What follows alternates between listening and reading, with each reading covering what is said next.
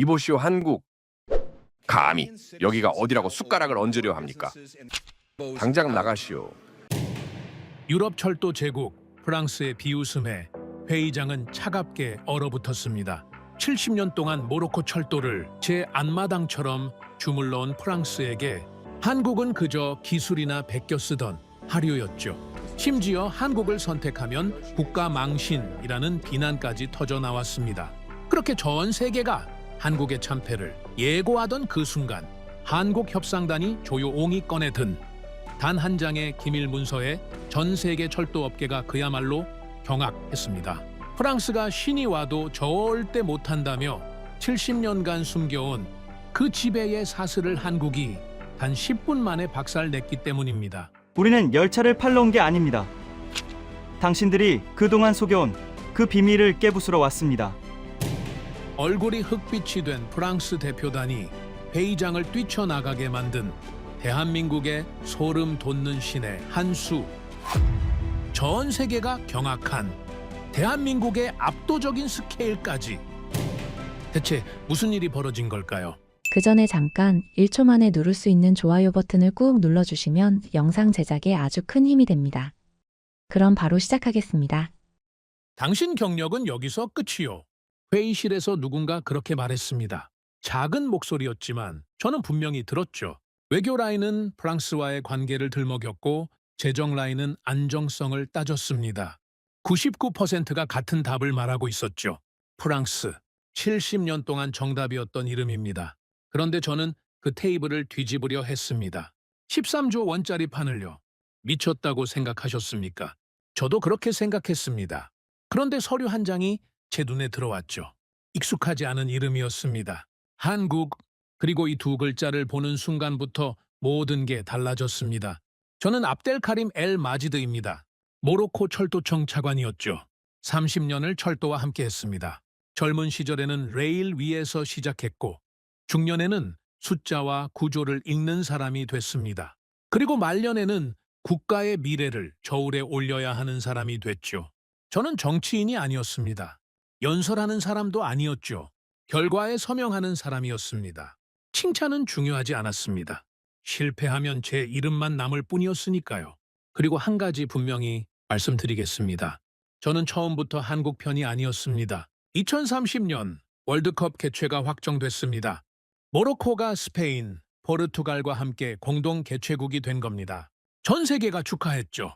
언론은 역사적인 순간이라고 떠들었고 국민들은 거리로 쏟아져 나왔습니다. 하지만 저는 축하할 수 없었습니다. 철도가 문제였죠. 카사블랑카에서 라바트까지, 마라케시에서 탕헤르까지 하루에 66만 명이 낡은 통근 열차에 실려 다녔습니다. 객차는 30년이 넘었고 배차는 들쭉날쭉했으며 고장은 일상이었죠.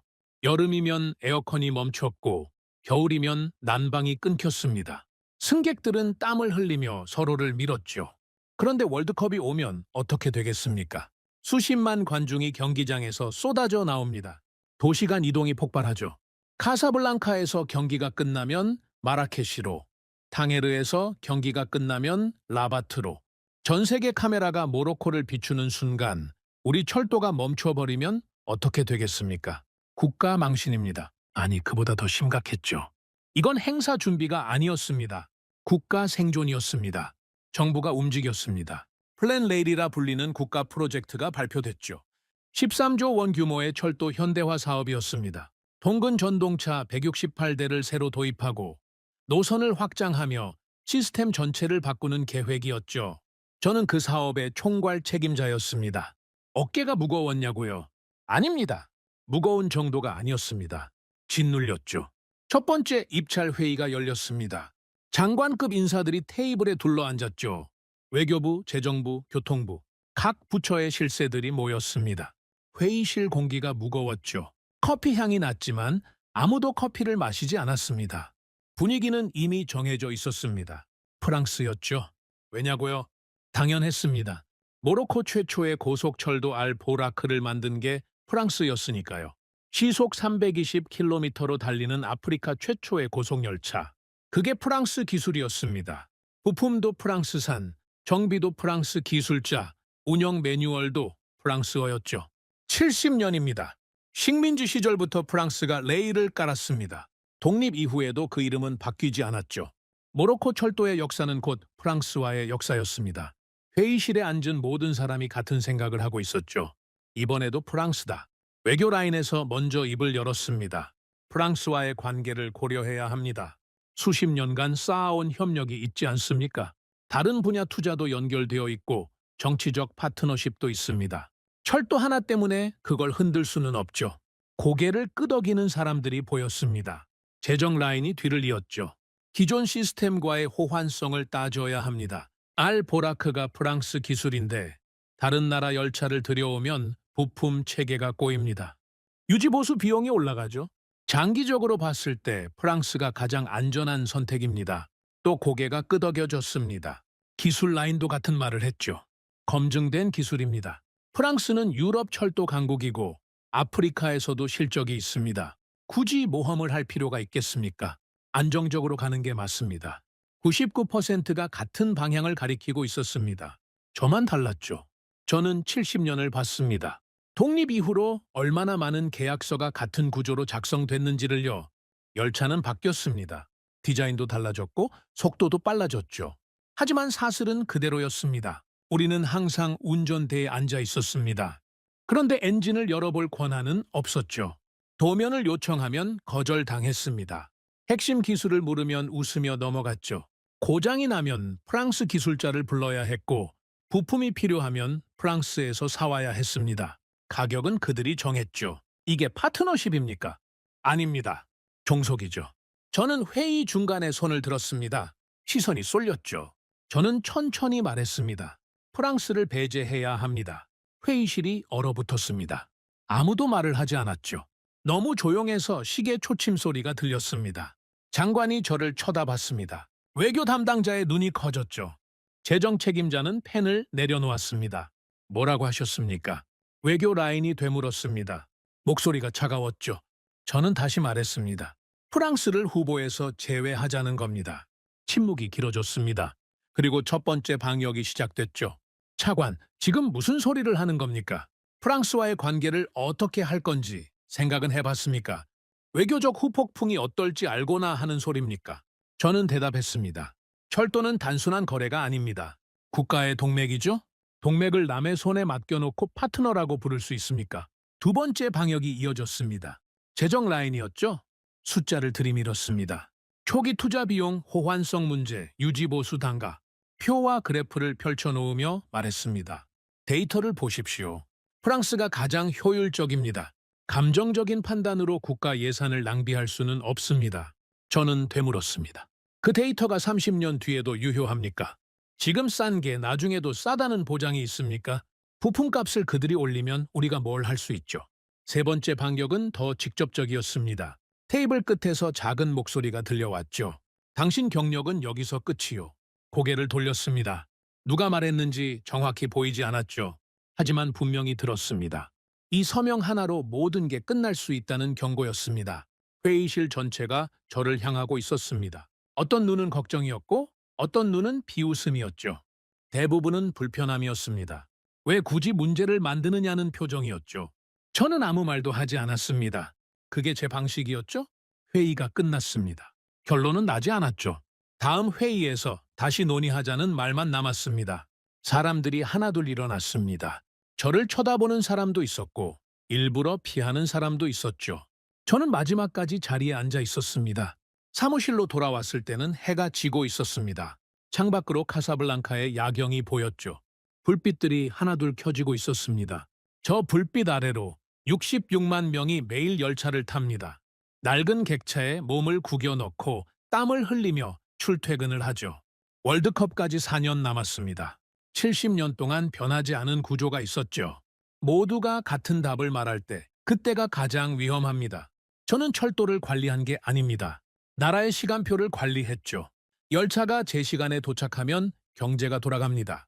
사람들이 출근하고 물자가 이동하며 도시가 숨을 쉬죠.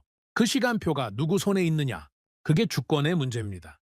저는 담배를 꺼냈습니다. 불을 붙이고 창가에 섰죠. 연기가 천천히 올라갔습니다. 그때 책상 위에 놓인 서류가 눈에 들어왔습니다. 입찰 참여 업체 명단이었죠. 회의 전에 훑어보긴 했지만 제대로 읽지는 않았습니다. 프랑스, 일본, 스페인. 익숙한 이름들이었죠. 예상된 경쟁자들이었습니다. 철도 강국들이 축 늘어서 있었습니다. 그런데 마지막 장에서 손이 멈췄습니다. 한국 현대로템이라는 회사였습니다. 저는 솔직히 큰 기대를 하지 않았습니다. 한국이라고요.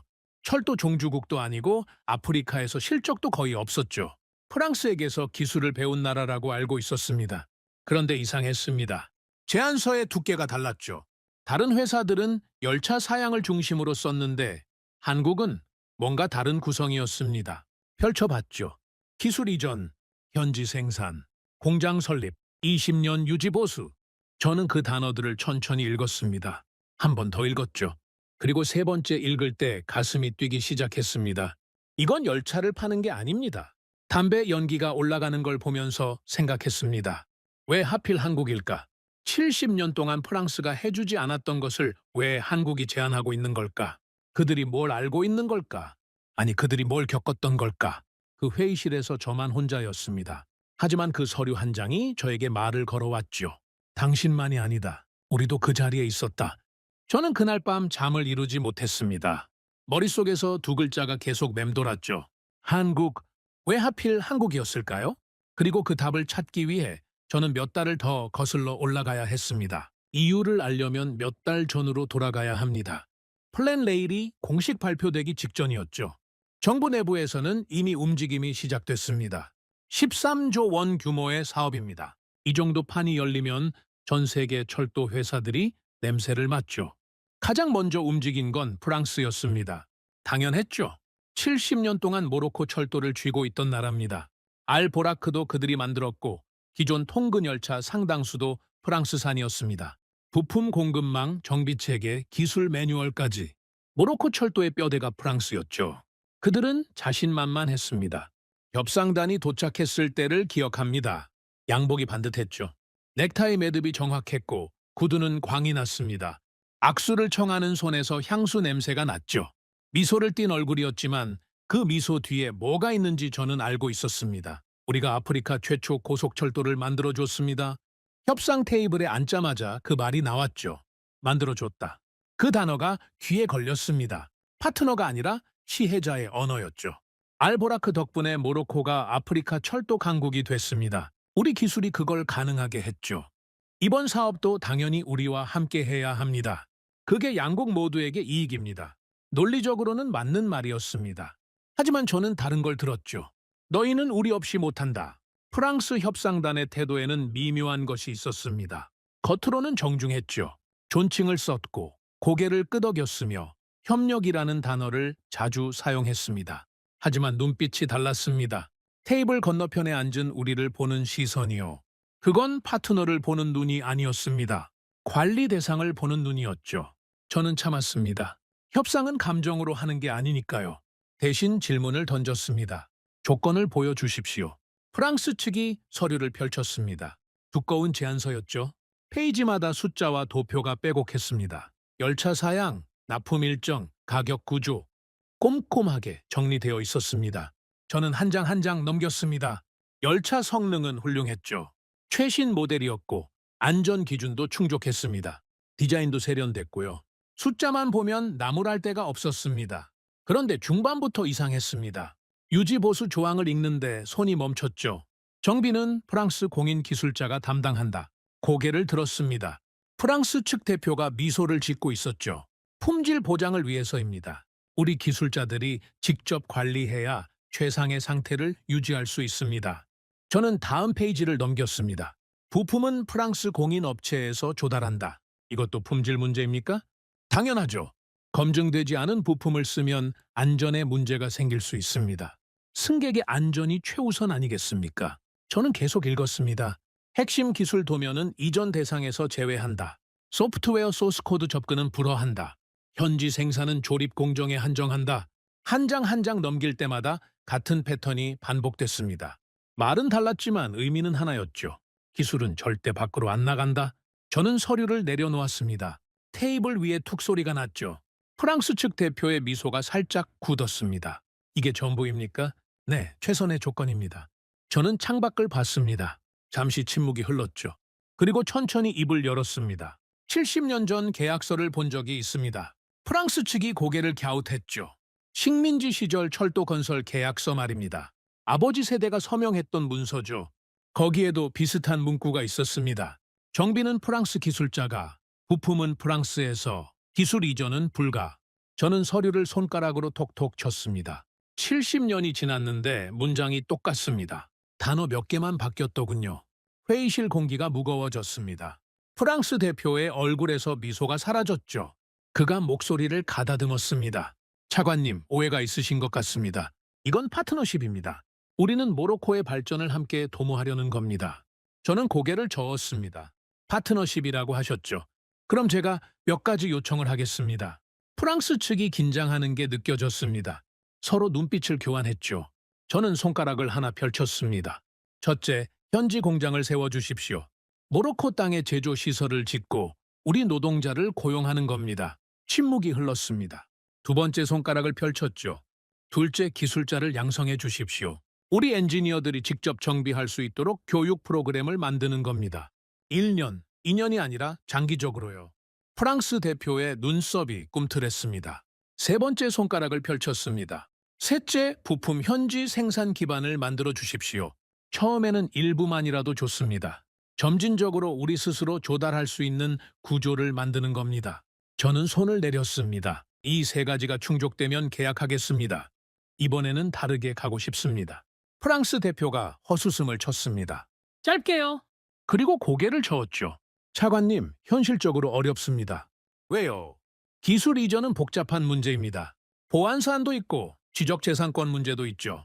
그리고 솔직히 말씀드리면 현지 생산 품질을 보장할 수 없습니다. 품질을 보장할 수 없다. 저는 그 말을 천천히 반복했습니다. 그러니까 우리는 영원히 만들 능력이 없다는 겁니까? 그런 뜻이 아닙니다. 다만 현 시점에서는 시기상조라는 겁니다. 향후에 다시 논의할 수 있죠. 향후가 언제입니까? 10년 뒤입니까? 20년 뒤입니까? 아니면 또 70년을 기다리라는 겁니까? 프랑스 대표의 얼굴이 굳었습니다. 차관님, 감정적으로 접근하시면 협상이 어렵습니다. 저는 감정적으로 말한 적 없습니다. 질문을 던진 겁니다. 답을 해주시죠. 회의실이 조용해졌습니다. 시계 소리만 들렸죠. 프랑스 측 사람들이 서로를 쳐다봤습니다. 뭔가 속삭이는 것 같았죠? 대표가 다시 입을 열었습니다. 우리의 입장은 변함없습니다. 기술 보안과 품질 관리를 위해 현재 조건이 최선입니다. 물론 가격 협상은 가능합니다. 조금 더 유연하게 논의할 수 있죠. 가격이요? 네. 총액에서 조정 여지가 있습니다. 금융 조건도 개선할 수 있고요. 저는 쓴웃음이 나왔습니다. 참았죠. 대신 고개를 끄덕였습니다. 알겠습니다. 검토해보겠습니다. 회의가 끝났습니다. 악수를 나눴죠. 프랑스 측은 여전히 자신만만해 보였습니다. 다음 회의에서 좋은 결과가 있을 거라며 웃었죠. 저는 웃지 않았습니다. 그들이 떠난 뒤 회의실에 혼자 남았습니다. 테이블 위에 프랑스 제안서가 놓여 있었죠. 두껍고 정교한 문서였습니다. 숫자도 맞고 일정도 맞고 기술 사양도 훌륭했죠. 하지만 핵심이 빠져 있었습니다. 미래가 없었습니다. 저는 서류를 덮었습니다. 그리고 창밖을 봤죠. 해가 기울고 있었습니다. 저녁 노을이 붉었죠. 프랑스는 열차를 팔았습니다. 하지만 미래는 팔지 않았죠. 기술을 주지 않는 파트너는 파트너가 아닙니다. 공급자일 뿐이죠. 우리가 아무리 돈을 내도 그들 손바닥 아닙니다. 가격을 올리면 따라야 하고 부품을 끊으면 멈추어야 하죠. 그게 70년 동안 반복된 구조였습니다. 저는 그날 처음으로 상상했습니다. 프랑스 없는 철도를요. 무모한 생각이었죠. 현실적이지 않았습니다. 프랑스 없이 어떻게 철도를 운영합니까? 부품은 어디서 구하고 정비는 누가 하며 기술은 어떻게 배웁니까? 하지만 그 상상이 머릿속을 떠나지 않았습니다. 사무실로 돌아와서 입찰 서류를 다시 펼쳤습니다. 프랑스 말고 다른 후보들이 뭘 제안했는지 보려고요. 일본이 있었습니다. 기술력은 인정받는 나라죠. 하지만 가격이 높았고 현지화에 대한 언급이 적었습니다. 스페인이 있었습니다. 유럽 내 실적은 있었지만 아프리카 경험이 부족했죠. 그리고 마지막 페이지에서 손이 멈췄습니다. 한국, 현대로템. 저는 그 이름을 다시 봤습니다. 아까 훑어봤을 때는 대수롭지 않게 넘겼죠. 철도 종주국도 아니고 아프리카 실적도 거의 없는 나라였으니까요. 그런데 이번에는 달랐습니다. 프랑스 협상 직후였죠. 머릿속에 질문이 맴돌고 있었습니다. 기술을 주겠다는 나라가 있을까? 현지 공장을 세우겠다는 회사가 있을까? 우리를 파트너로 대하는 곳이 있을까? 저는 한국 제안서를 펼쳤습니다. 첫 페이지부터 달랐죠. 기술 이전 프로그램 포함, 현지 생산 시설 설립 검토, 장기 유지 보수 계약 및 기술자 교육. 저는 한 줄 한 줄 읽어 내려갔습니다. 프랑스 제안서와 비교하면서요. 같은 항목인데 문장이 달랐습니다. 방향이 달랐죠. 그들은 팔고 떠나려는 게 아니었습니다. 남으려 했습니다. 아니, 더 정확히 말하면 우리가 스스로 서게 만들려 했죠. 물론 제안서는 제안서일 뿐이었습니다. 실제로 이행할지는 다른 문제죠. 말은 누구나 할 수 있으니까요. 하지만 한 가지는 분명했습니다. 프랑스가 70년 동안 한 번도 적지 않았던 문장을 한국이 첫 페이지에 박아놨습니다. 저는 서류를 덮었습니다. 의자의 등을 기댔죠. 천장을 봤습니다. 종속. 그 단어가 머릿속에서 선명해졌습니다. 70년 동안 우리가 갇혀있던 구조의 이름이었죠. 프랑스는 그 구조를 유지하려 했고 저는 그걸 깨려 했습니다. 그리고 그 상상 속에 한국이 끼어들었습니다. 아직은 확신이 아니었습니다. 기대도 아니었죠. 그저 가능성이었습니다. 작은 틈이요. 하지만 그 틈이 전부를 바꿀 수도 있었습니다. 저는 메모지를 꺼냈습니다. 펜을 들었죠. 그리고 한 문장을 적었습니다. 우리는 열차를 사는 게 아니다. 산업을 사는 것이다. 그날 밤 저는 결심했습니다. 한국을 만나봐야겠다고요.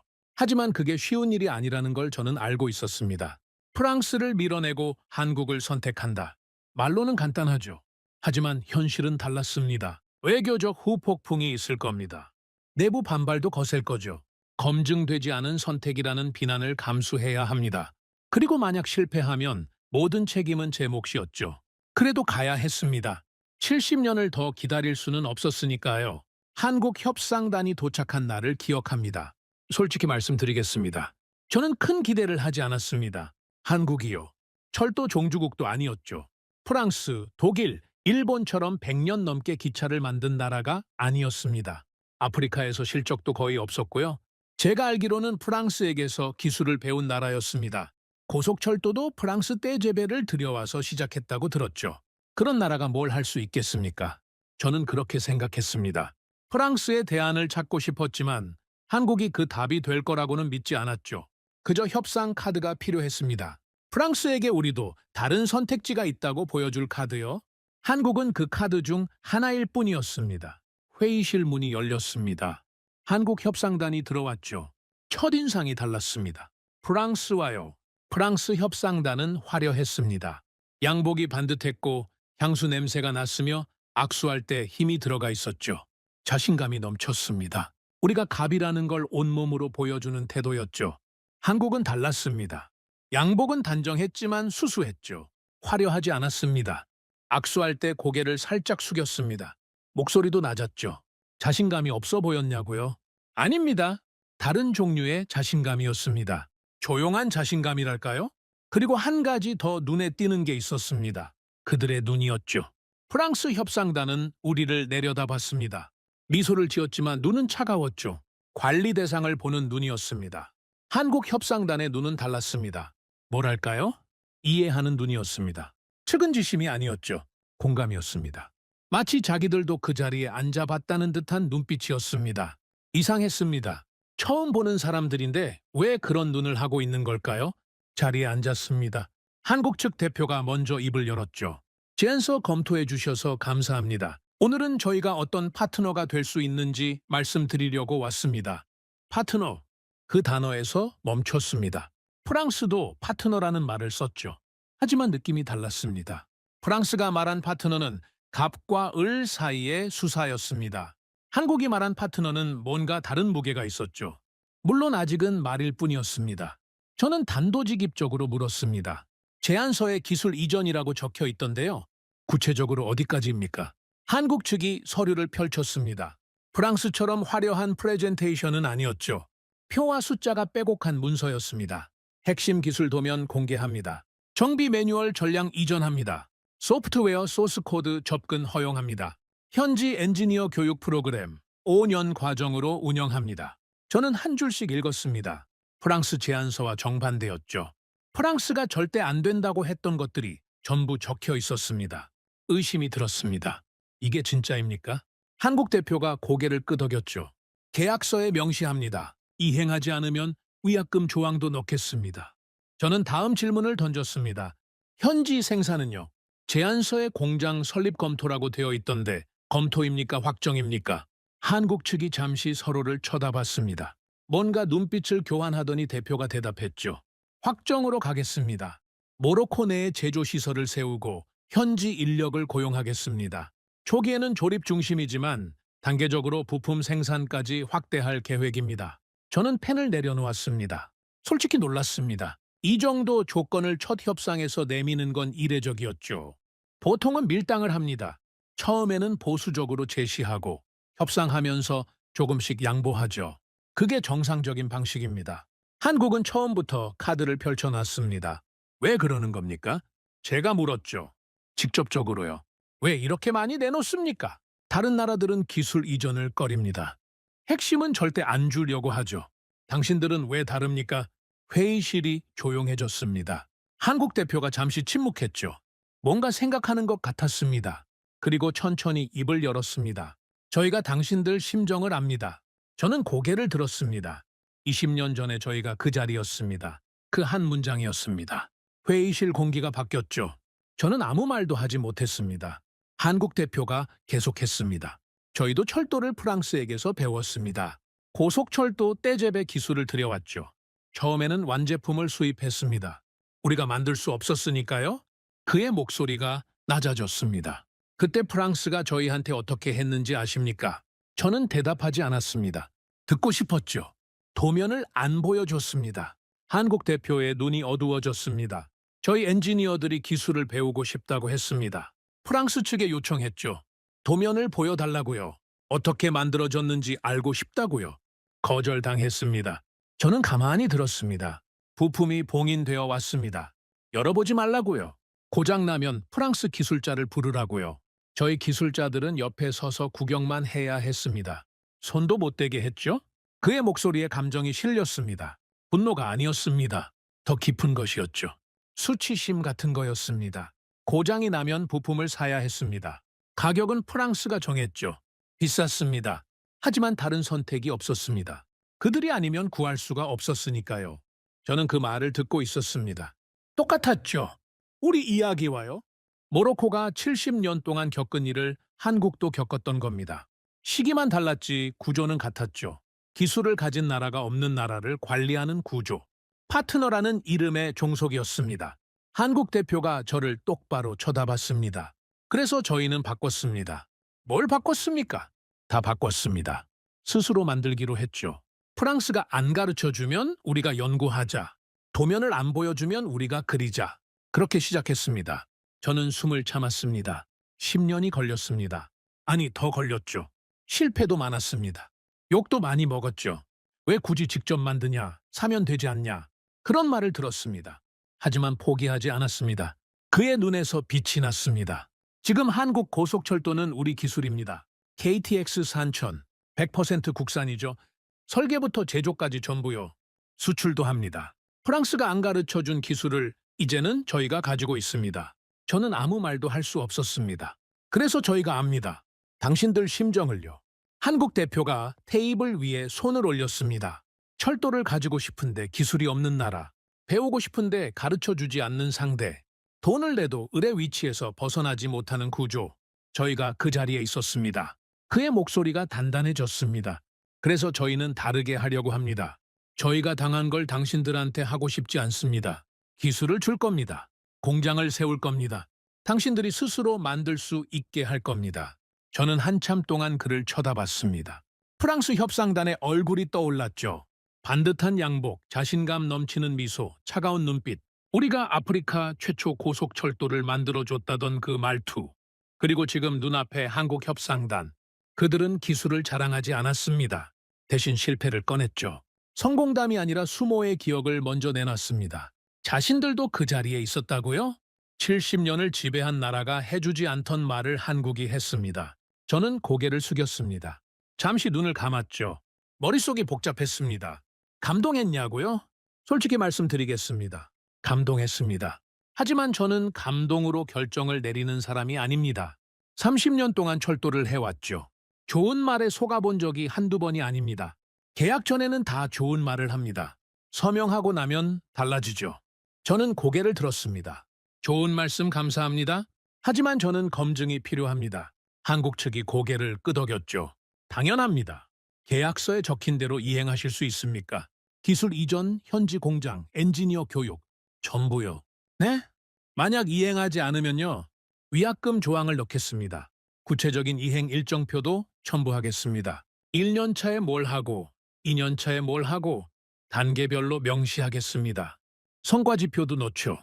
저는 펜을 들었습니다. 문서로 주십시오. 다음 회의 전까지요. 한국 대표가 고개를 숙였습니다. 준비하겠습니다. 회의가 끝났습니다. 악수를 나눴죠. 한국 협상단이 문을 나섰습니다.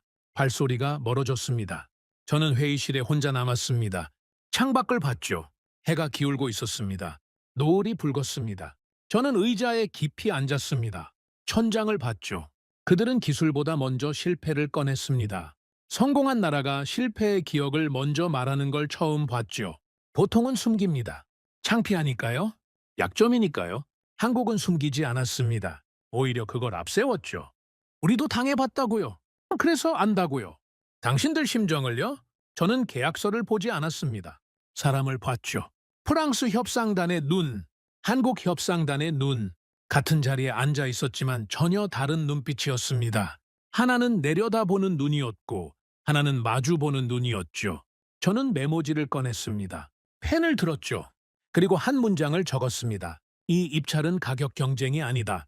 펜을 내려놓았습니다. 주권 경쟁이다. 그날부터 모든 게 달라졌습니다. 저는 더 이상 프랑스의 대안을 찾는 게 아니었죠. 한국을 검증하기 시작했습니다. 그들이 한 말이 진짜인지, 계약서에 적힌 대로 이행할 수 있는지, 기술력이 충분한지 하나하나 뜯어봐야 했습니다. 감동은 국가를 움직이지 않습니다. 구조와 숫자가 움직이죠. 저는 그걸 알고 있었습니다. 하지만 한 가지는 분명했습니다. 70년 동안 프랑스가 해주지 않았던 말을 한국이 첫 회의에서 했습니다. 그리고 그 말이 진심인지 아닌지 저는 반드시 확인할 겁니다. 만약 진심이라면 이 판은 완전히 뒤집어질 겁니다. 저는 감동을 믿지 않습니다. 좋은 말은 누구나 합니다. 계약 전에는 다 파트너라고 하죠. 함께 성장하자, 윈윈하자, 동반자가 되자 그런 말 수백 번 들었습니다. 그리고 서명하고 나면 달라지죠. 태도가 바뀝니다. 목소리가 높아지고 조건이 까다로워지며 약속은 슬그머니 사라집니다. 30년 동안 그걸 봐왔습니다. 그래서 저는 감동으로 결정을 내리지 않습니다. 숫자를 봅니다. 구조를 봅니다. 계약서의 문장 하나하나를 뜯어봅니다. 거기에 진짜가 있죠. 한국이 좋은 말을 했습니다. 우리도 그 자리에 있었다고요. 당신들 심정을 안다고요. 감동적이었죠. 인정합니다. 하지만 그게 진짠지는 다른 문제입니다.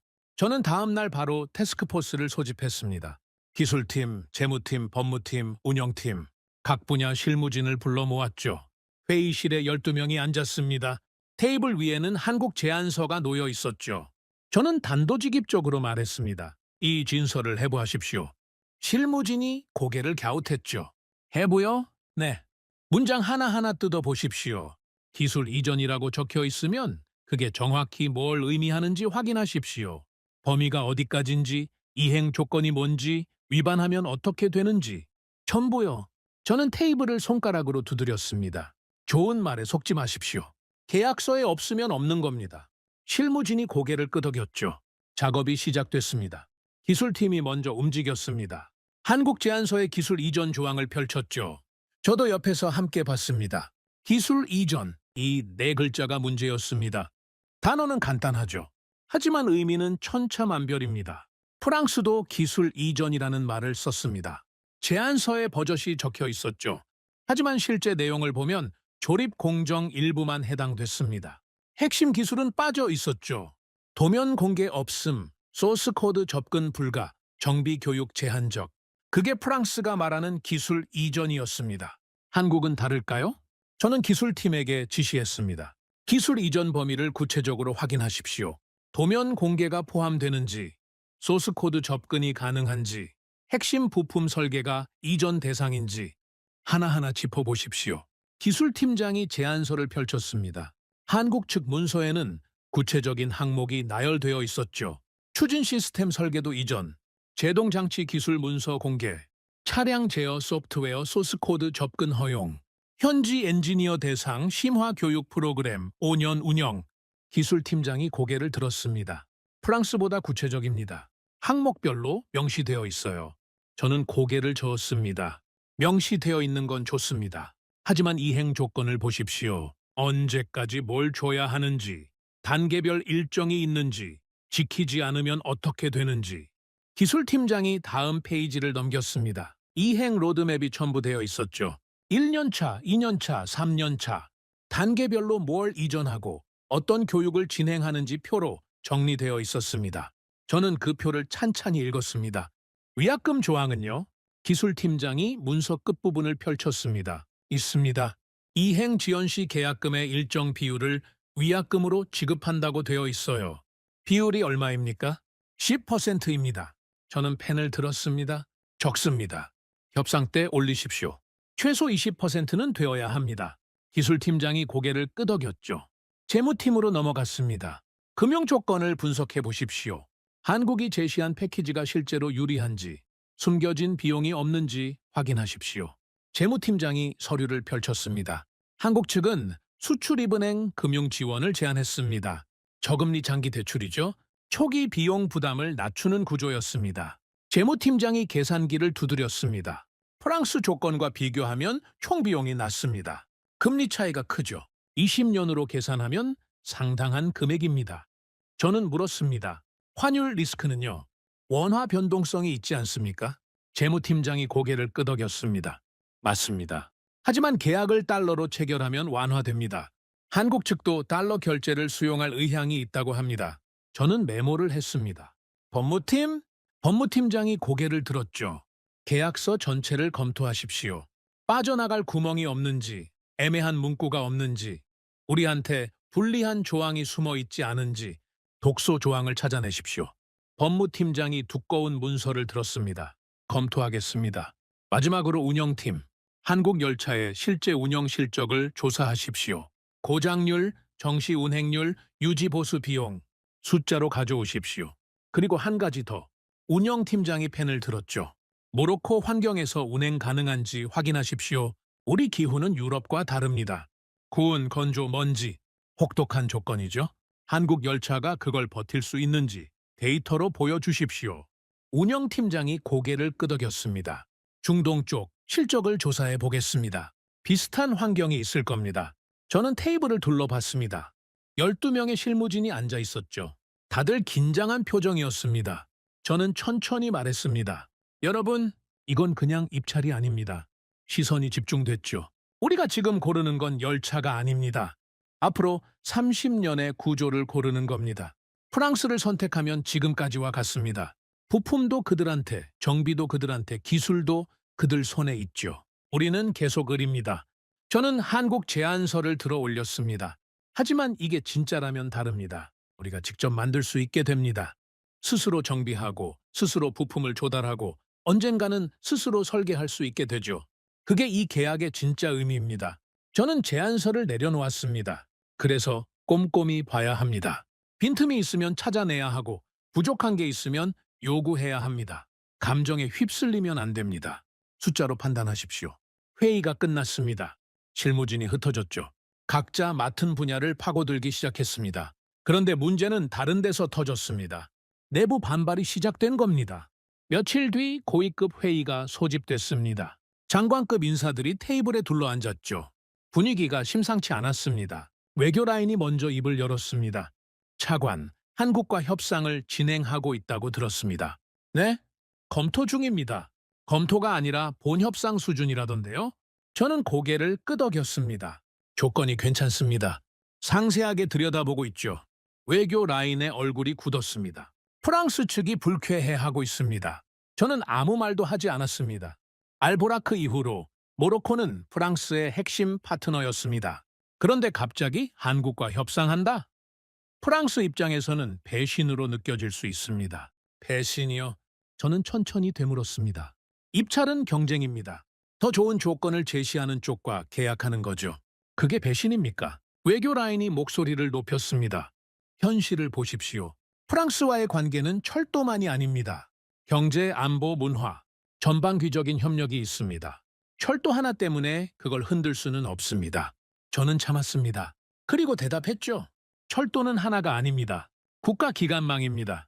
재정 라인이 끼어들었습니다. 차관, 솔직히 말씀드리죠. 한국은 리스크입니다. 리스크요. 네, 검증되지 않은 파트너입니다. 아프리카 실적이 거의 없죠. 유럽에서도 점유율이 낮습니다. 그런 나라한테 13조 원짜리 사업을 맡기자고요? 저는 반문했습니다. 검증되지 않았다는 게 무슨 뜻입니까? 한국 고속철도 운행 실적을 보셨습니까? 정시 운행률, 안전 기록, 세계 최고 수준입니다. 재정 라인이 고개를 저었습니다. 국내 실적은 인정합니다. 하지만 해외는 다릅니다. 모로코 환경에서 운행한 경험이 없습니다. 만약 문제가 생기면 어떻게 합니까? 책임은 누가 집니까? 저는 그 눈을 똑바로 쳐다봤습니다. 제가 집니다. 회의실이 조용해졌죠. 제가 책임집니다. 문제가 생기면 제가 답하겠습니다. 재정 라인이 헛웃음을 쳤습니다. 차관 한 사람이 책임질 수 있는 규모가 아닙니다. 국가 프로젝트입니다. 그래서 더 신중하게 검토하고 있는 겁니다. 감정으로 결정하는 게 아닙니다. 숫자로 판단하고 있죠. 기술팀, 재무팀, 법무팀, 운영팀 전부 투입해서 분석하고 있습니다. 보수파 쪽에서 목소리가 나왔습니다. 분석이 끝나면 프랑스가 유리하게 나올 겁니다. 검증된 파트너니까요. 저는 고개를 저었습니다. 검증된 건 뭡니까? 70년 동안 우리한테 기술을 안 준 게 검증입니까? 부품값을 마음대로 올려도 우리가 꼼짝 못한 게 검증입니까? 회의실 공기가 싸늘해졌습니다. 누군가 낮은 목소리로 말했죠. 차관, 지금 아주 위험한 길을 가고 있는 겁니다. 저는 그 목소리를 향해 고개를 돌렸습니다. 누군지 정확히 보이지 않았죠.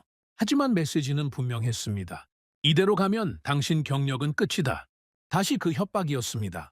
저는 대답하지 않았습니다. 회의가 끝났죠? 사람들이 하나둘 일어났습니다. 저를 쳐다보는 눈빛들이 있었습니다.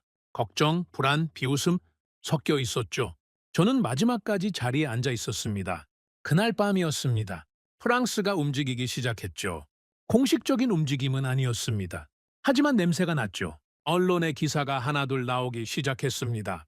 모로코 철도 입찰, 검증 안 된 업체 참여 논란, 한국 철도, 아프리카 실적 전무, 리스크 우려, 전문가 안전한 선택이 필요하다. 기사 출처를 추적해봤습니다. 익명의 전문가, 익명의 관계자, 뒤에 누가 있는지 뻔했죠. 프랑스였습니다. 그들은 정면으로 싸우지 않았습니다. 대신 분위기를 만들었죠. 한국은 위험하다. 검증되지 않았다. 모험을 할 필요가 없다. 그런 프레임을 흘렸습니다. 외교 라인을 통한 압박도 있었습니다. 프랑스 대사관에서 비공식 접촉이 있었다는 소문이 돌았죠. 상부에 전달됐을 겁니다. 회의실 안에서만 전쟁이 벌어진 게 아니었습니다. 밖에서도 시작된 거죠. 저는 사무실에 홀로 앉아 있었습니다. 밤이 깊었죠. 창밖에 불빛들이 보였습니다. 카사블랑카의 야경, 담배를 꺼냈습니다. 불을 붙였죠. 연기가 천천히 올라갔습니다. 입찰의 상대는 기업이 아니었습니다. 기존 질서였죠. 70년 동안 굳어진 구조, 프랑스가 주고 모로코가 받는 구조. 그게 당연하다고 믿는 사람들. 그걸 바꾸려면 열차 하나가 아니라 시스템 전체와 싸워야 했습니다. 저는 메모지를 꺼냈습니다. 펜을 들었죠. 그리고 한 문장을 적었습니다. 이 사업은 열차가 아니라 주권의 구조를 사는 것이다. 펜을 내려놓았습니다. 새벽 3시였죠. 창밖이 조금씩 밝아오고 있었습니다. 저는 의자의 등을 기댔습니다. 눈을 감았죠. 프랑스가 두려웠냐고요? 아닙니다. 두려운 건 따로 있었습니다. 제가 틀릴 수도 있다는 거죠. 한국이 한 말이 진심이 아닐 수도 있습니다. 계약서에 적힌 대로 이행하지 않을 수도 있죠. 기술 이전이 말뿐일 수도 있고 공장이 제대로 안 세워질 수도 있습니다. 만약 그렇게 되면 모든 책임은 제 몫입니다. 그래서 더 꼼꼼하게 봐야 했습니다. 숫자 하나, 문장 하나 놓치지 않고요. 감동에 속으면 안 됐죠. 구조로 판단해야 했습니다. 저는 눈을 떴습니다. 동이 트고 있었죠. 새벽빛이 창문으로 들어왔습니다. 저는 일어났습니다. 양복을 여미었죠. 그리고 문을 열었습니다. 오늘도 검증은 계속됩니다. 한국이 진짜인지 아닌지 그 답을 찾을 때까지요. 검증 결과가 돌아오기 시작했습니다. 기술팀, 재무팀, 법무팀, 운영팀. 제가 투입한 태스크포스가 각자 분석을 마치고 보고서를 들고 왔죠. 테이블 위에 서류가 쌓였습니다. 두꺼웠습니다. 저는 하나씩 펼쳐봤습니다. 기술팀 보고서가 먼저였죠. 한국 측 기술 이전 조항은 구체적입니다. 프랑스 제안서와 비교하면 범위가 넓고 이행 일정이 명시되어 있습니다. 위약금 조항도 있습니다. 다만 비율이 낮아 협상 시 상향 조정이 필요합니다. 저는 고개를 끄덕였습니다. 예상한 대로였죠. 재무팀 보고서를 펼쳤습니다. 한국 측 금융 조건은 프랑스보다 유리합니다. 수출입은행 지원으로 저금리 장기 대출이 가능합니다. 20년 기준 총 비용을 계산하면 상당한 차이가 납니다. 법무팀 보고서도 확인했죠. 계약서 초안에 명백한 독소 조항은 없습니다. 다만 일부 문구가 모호하여 명확화가 필요합니다. 기술 이전 범위의 정의, 현지 생산 비율의 단계별 목표치 등을 구체적으로 명시해야 합니다. 마지막으로 운영팀이었습니다. 한국철도 운영 실적은 우수합니다. KTX 정시 운행률 99% 이상, 중대사고율 세계 최저 수준. 다만 모로코와 유사한 고온 건조 환경에서의 운행 실적은 제한적입니다. 추가 확인이 필요합니다. 저는 보고서들을 내려놓았습니다. 나쁘지 않았죠. 하지만 결정을 내리기엔 부족했습니다. 특히 마지막 부분이 걸렸죠. 모로코 환경에서 버틸 수 있는가? 그게 핵심이었습니다. 유럽에서 잘 달리는 열차가 아프리카에서도 잘 달린다는 보장은 없습니다. 기후가 다르죠. 모로코 여름은 40도를 넘깁니다. 건조하고 먼지가 많죠. 모래바람이 불면 기계 틈새로 파고듭니다. 이런 환경에서 고장 없이 달릴 수 있는가? 그게 문제였습니다. 프랑스는 이 부분을 공격했죠. 유럽 중심 논리였습니다. 우리는 지중해 연안에서 수십 년간 운행한 실적이 있다. 모로코 기후를 잘 안다. 한국은 그런 경험이 없지 않느냐. 일리가 있는 말이었습니다. 저는 한국 측에 추가 자료를 요청했습니다. 고온, 건조 환경에서의 운행 실적을 보여달라고요. 있다면요. 며칠 뒤 한국에서 답이 왔습니다. 회의가 다시 잡혔죠. 이번에는 분위기가 달랐습니다. 한국 협상단이 들어왔습니다. 그런데 인원이 늘어 있었죠. 처음 봤을 때보다 2배는 많았습니다. 양복 차림의 사람들이 줄줄이 들어왔습니다. 저는 눈을 가늘게 떴습니다. 이게 뭡니까? 한국 대표가 미소를 지었죠. 오늘은 저희만 온 게 아닙니다. 그가 옆에 선 사람들을 소개하기 시작했습니다. 국토교통부에서 나오셨습니다. 한국철도 정책을 총괄하는 부서죠. 양복 차림의 관료가 고개를 숙였습니다. 코레일에서 나오셨습니다. 한국철도 운영 공기업입니다. 실제 운행과 정비를 담당하죠. 또 한 명이 고개를 숙였습니다. 한국수출입은행에서 나오셨습니다. 금융 지원을 담당합니다. 세 번째 사람이 고개를 숙였죠. 저는 의자의 등을 기댔습니다. 이해가 됐습니다. 이건 회사 하나가 온 게 아니었죠. 나라가 온 겁니다. 현대로템이라는 기업만 온 게 아니었습니다. 한국 정부가 붙었고 운영기관이 붙었고 금융기관이 붙었죠. 한 팀으로 움직이고 있었습니다. 저는 속으로 중얼거렸습니다. 코리아 원팀, 프랑스는 달랐죠. 알스톰이라는 기업이 왔습니다. 물론 뒤에 프랑스 정부가 있긴 했지만 전면에 나서지는 않았죠. 협상 테이블에는 기업만 앉았습니다. 한국은 처음부터 국가 단위로 움직였습니다. 기업, 정부, 공기업, 금융 전부 한 테이블에 앉아 있었죠. 저는 질문을 던졌습니다. 왜 이렇게 많이 오셨습니까? 한국 대표가 대답했죠. 이 사업이 단순한 열차 수출이 아니기 때문입니다. 무슨 뜻입니까? 저희는 열차만 파는 게 아닙니다. 시스템을 드리는 겁니다. 열차를 만들고 운영하고 정비하고 자금을 조달하는 전 과정을요. 그래서 각 분야 전문가가 다 와야 했습니다. 저는 팔짱을 꼈습니다. 구체적으로 설명해 보십시오. 한국 대표가 고개를 끄덕였죠. 그리고 옆에 앉은 사람에게 눈짓을 했습니다. 국토교통부 관계자가 일어났습니다. 저희 정부는 이 사업을 국가 차원에서 지원합니다. 단순 수출이 아니라 양국 간 철도 협력의 시작으로 보고 있죠. 기술 이전, 인력 교육, 장기 협력, 정부 차원에서 보장합니다. 코레일 관계자가 이어받았습니다. 운영과 정비 노하우를 공유하겠습니다. 저희가 수십 년간 쌓아온 경험이 있습니다. KTX 운영, 일반 철도 관리, 정비 시스템, 모로코 엔지니어들을 한국으로 초청해서 직접 교육하겠습니다. 수출입은행 관계자가 마지막으로 말했죠. 금융 패키지를 제공합니다. 저금리 장기 대출로 초기 부담을 줄여드리겠습니다. 상환 조건도 유연하게 조정 가능합니다. 저는 한참 동안 그들을 쳐다봤습니다. 기업 하나가 아니라 국가가 움직이고 있었죠. 정부가 보증하고 공기업이 기술을 붙이고 금융이 뒷받침하는 구조. 이건 단순한 입찰 제한이 아니었습니다. 국가 대 국가의 협력 제안이었죠. 저는 다음 질문으로 넘어갔습니다. 열차 사양을 보여주십시오. 한국 측이 프레젠테이션을 시작했습니다. 스크린에 이미지가 떴죠. 2층 전동차. 처음 보는 디자인이었습니다. 일반 열차보다 높았죠. 위아래로 좌석이 배치되어 있었습니다. 한국 대표가 설명했습니다. 2층 구조입니다. 같은 길이의 열차로 수송 인원을 거의 2배 가까이 늘릴 수 있죠. 저는 눈을 가늘게 떴습니다. 2배요? 네. 모로코의 문제가 뭡니까? 동근 시간에 열차가 터집니다. 사람들이 객체 쑤셔 넣어지죠. 그런데 선로를 늘리기는 어렵습니다. 시간도 돈도 많이 들어요. 맞는 말이었죠. 2층 구조면 선로는 그대로 두고 수송량만 늘릴 수 있습니다. 인프라 투자 없이 효율을 높이는 거죠. 저는 계산을 해봤습니다. 머릿속으로요. 월드컵 2030년에 수십만 관중이 쏟아집니다.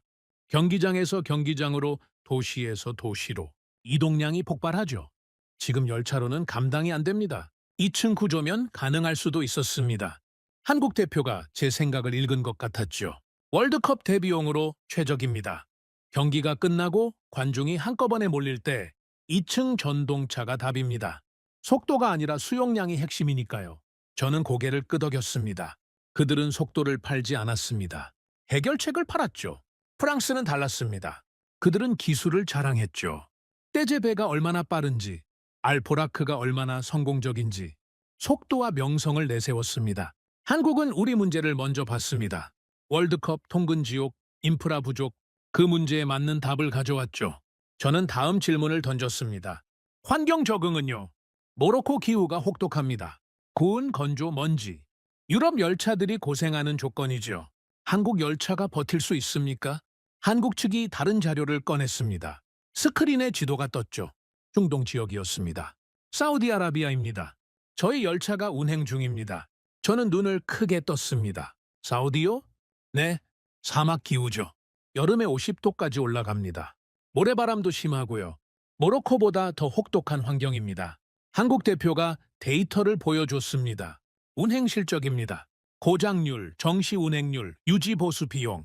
사막 환경에서도 안정적으로 운행되고 있습니다. 저는 그 숫자들을 찬찬히 읽었습니다. 나쁘지 않았죠. 아니, 좋았습니다. 혹독한 환경에서 검증된 실적이 있었습니다.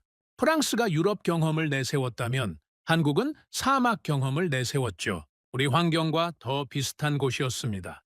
저는 속으로 생각했습니다. 현장을 아는 답이 나왔다. 프레젠테이션은 계속됐습니다. 기술 사양, 안전 기준, 정비 시스템, 하나하나 설명이 이어졌죠. 저는 질문을 던지고 한국 측은 대답했습니다. 그러다 금융 파트로 넘어갔습니다. 수출입은행 관계자가 일어났죠. 금융 패키지를 설명드리겠습니다. 스크린에 숫자가 떴습니다. 대출 금리, 상환 기간, 거치 기간, 조건들이 나열됐죠. 저는 그 숫자를 봤습니다. 프랑스 조건과 비교해봤죠. 머릿속으로 계산했습니다. 차이가 컸습니다. 한국 금융 조건이 압도적으로 유리했죠. 금리가 낮았고 상환 기간이 길었으며 거치 기간도 넉넉했습니다. 20년 총 비용으로 계산하면 엄청난 차이가 났습니다. 저는 물었습니다. 이 조건이 확정입니까? 네, 한국 정부 차원에서 지원하는 금융입니다. 수출입은행이 보증하죠? 저는 펜을 내려놓았습니다. 금융은 숫자입니다. 감정이 끼어들 여지가 없죠. 좋은 말, 약속, 비전. 그런 건 해석의 여지가 있습니다. 하지만 금리와 상환 조건은 명확하죠. 계산기만 두드리면 답이 나옵니다. 그 계산에서 한국이 이기고 있었습니다. 저는 마지막 질문을 던졌습니다. 공장은요? 회의실이 조용해졌죠. 제안서에 현지 생산시설 설립이라고 되어 있었습니다. 검토 중이라고요? 검토입니까? 확정입니까?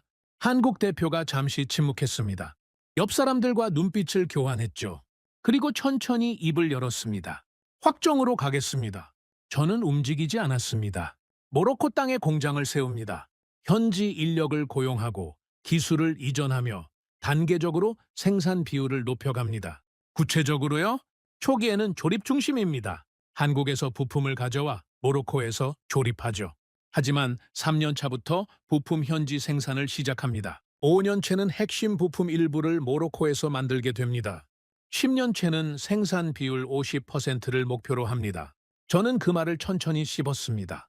10년 뒤에 절반을 우리가 만든다. 네. 저는 다시 물었습니다. 왜 그렇게까지 합니까? 한국 대표가 저를 똑바로 쳐다봤습니다. 아까 말씀드렸습니다. 저희도 그 자리에 있었다고요? 저는 대답하지 않았습니다. 프랑스는 팔고 떠나려 했습니다. 열차를 납품하고 유지보수 계약을 맺고 부품을 팔죠. 그게 그들의 비즈니스 모델입니다. 우리는 영원히 고객이에요. 한국 대표의 목소리가 단단해졌습니다. 저희는 다르게 하고 싶습니다. 당신들을 고객으로 두려는 게 아닙니다. 파트너로 만들려는 겁니다. 언젠가는 당신들이 직접 만들고 직접 수출하게요. 저는 한참 동안 그를 쳐다봤습니다. 진심입니까? 계약서에 넣겠습니다. 공장 설립 일정, 생산 비율 목표, 기술 이전 단계, 전부 문서화하겠습니다. 이행하지 않으면 위약금을 물죠. 회의실이 고요해졌습니다. 저는 창밖을 봤습니다. 햇살이 들어오고 있었죠. 이건 거래가 아니었습니다. 체제 교체였죠. 프랑스 모델은 종속이었습니다. 그들이 만들고 우리가 사는 구조. 70년 동안 그랬죠. 한국 모델은 달랐습니다. 처음에는 그들이 만들지만 점점 우리가 만들게 되는 구조. 고객에서 생산자로 바뀌는 구조. 저는 펜을 들었습니다. 메모지에 한 줄을 적었죠. 금융은 숫자였다. 공장은 선언이었다. 회의가 끝났습니다. 악수를 나눴죠. 한국협상단이 문을 나섰습니다. 발소리가 멀어졌습니다. 저는 회의실에 혼자 남았습니다. 의자에 깊이 앉았죠. 천장을 봤습니다. 처음으로 느꼈습니다.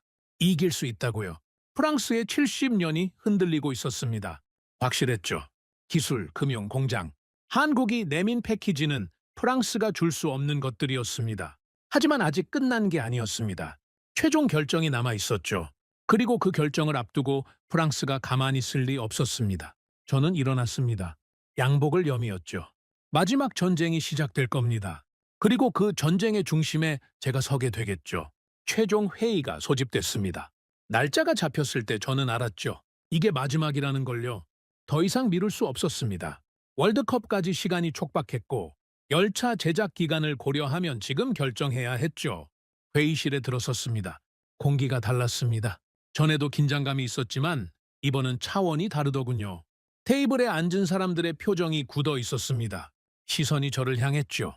어떤 눈은 걱정이었고 어떤 눈은 적대적이었습니다. 자리에 앉았습니다. 테이블 위에 2개의 서류 뭉치가 놓여 있었죠. 하나는 프랑스 최종 제안서, 하나는 한국 최종 제안서. 나란히 놓여 있었습니다. 장관이 입을 열었습니다. 오늘 결론을 내립니다. 짧은 선언이었죠. 하지만 무게가 있었습니다.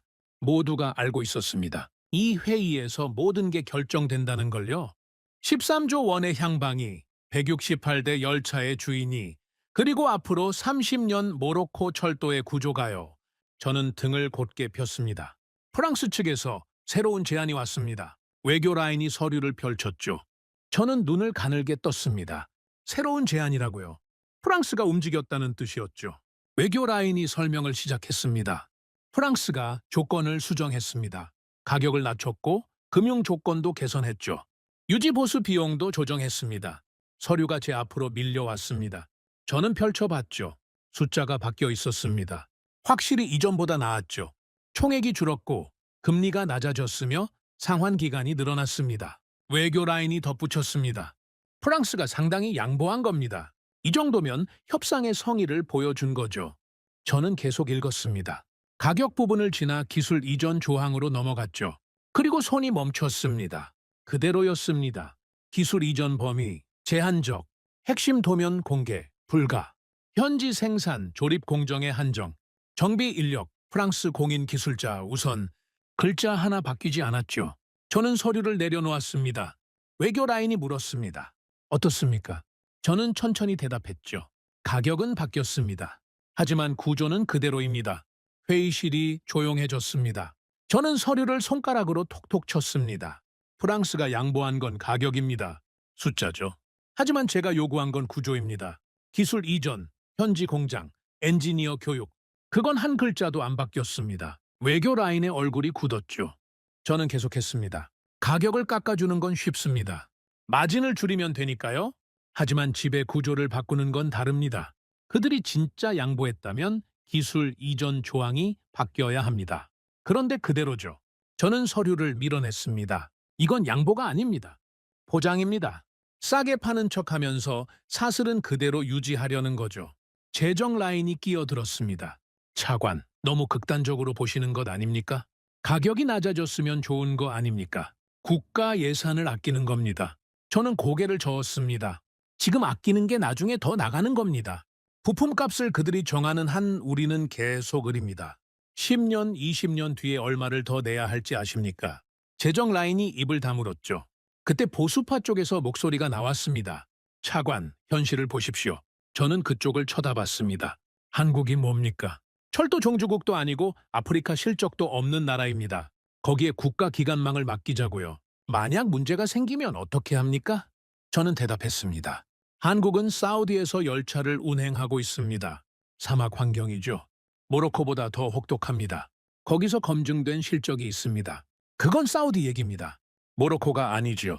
저는 참았습니다. 그리고 말했죠. 그럼 프랑스는 어떻습니까? 70년 동안 기술을 안 줬습니다. 도면을 안 보여줬고 부품을 틀어쥐었으며 우리 엔지니어들을 기술자가 아니라 구경꾼으로 만들었죠. 그게 검증된 파트너입니까? 회의실 공기가 싸늘해졌습니다. 외교 라인이 목소리를 높였습니다. 차관, 프랑스와의 관계를 너무 가볍게 보시는 것 같습니다. 철도만의 문제가 아닙니다.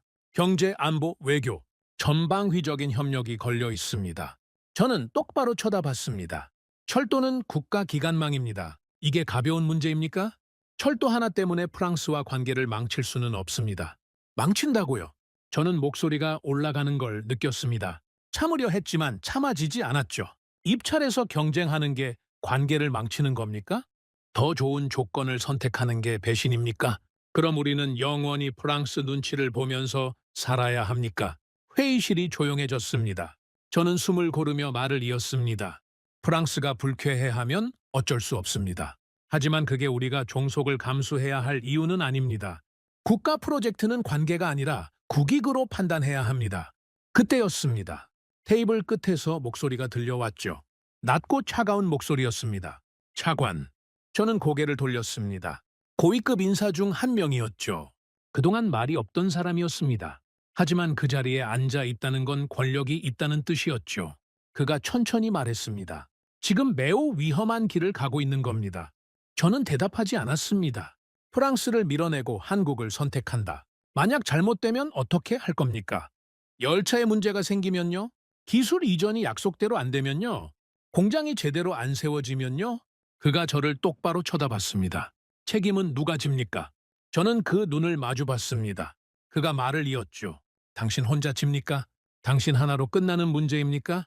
이건 국가 프로젝트입니다. 수천 명의 일자리, 수조 원의 예산, 월드컵의 성패가 걸려 있죠. 그걸 당신 한 사람이 책임질 수 있습니까? 회의실이 얼어붙었습니다. 모든 시선이 저를 향했죠. 누군가는 고개를 숙였고 누군가는 팔짱을 꼈습니다.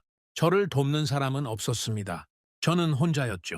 그 순간 머릿속에 생각이 스쳤습니다. 여기서 물러서면 편하다. 프랑스를 선택하면 아무도 저를 탓하지 않을 겁니다. 70년 동안 그래왔으니까요. 안전한 선택입니다. 검증된 파트너죠. 설령 나중에 문제가 생겨도 책임을 나눌 수 있습니다. 다들 그랬으니까요. 하지만 한국을 선택하면 다릅니다. 모든 책임이 제 몫이죠.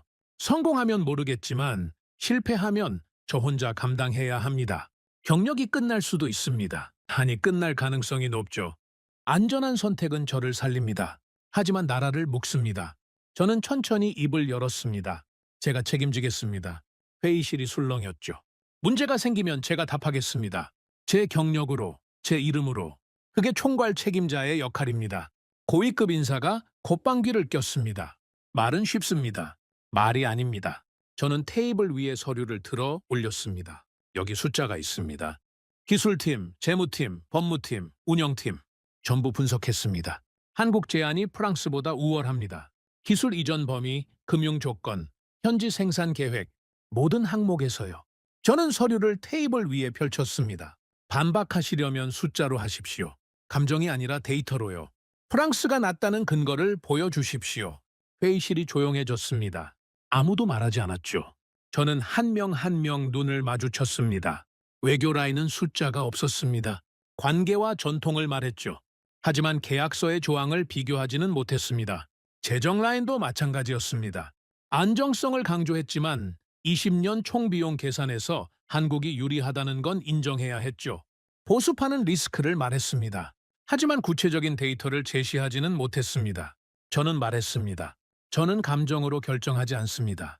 30년 동안 철도를 해왔습니다. 좋은 말에 속아본 적이 한두 번이 아닙니다. 그래서 숫자를 봅니다. 구조를 봅니다. 그리고 그 숫자와 구조가 한국을 가리키고 있습니다.